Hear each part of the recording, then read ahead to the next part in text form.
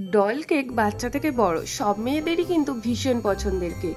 তো hey everyone, welcome to my mini blog. আশা করছি তোমরা সবাই খুব ভালো আছো আর আমিও ভীষণ ভালো আছি। তো এখানে যে পুতুলগুলো দেখলে সেগুলো দিয়েই কিন্তু আমরা ডল কেক ডেকোরেশন করে থাকি। আর যে কালারিং বাটারফ্লাইগুলো দেখছো ওগুলো দিয়ে কিন্তু আমরা কেক ডেকোরেশন করি। ওগুলো তোমরা খেতে পারো, কারণ ওগুলো হচ্ছে এডিবেল। আর যেগুলো গোল্ডেন কালার আর যেগুলো ঝিলিমিলি করছে ওগুলো কিন্তু খাওয়া যায় না। আর যেই কাপেল ফটোটা দেখলে সেটাও খাওয়া যায়। তোমরা অনেকেই এটা বুঝতে পারো না যে ফটো প্রিন্টেড কেক কি আসলে খাওয়া যায়।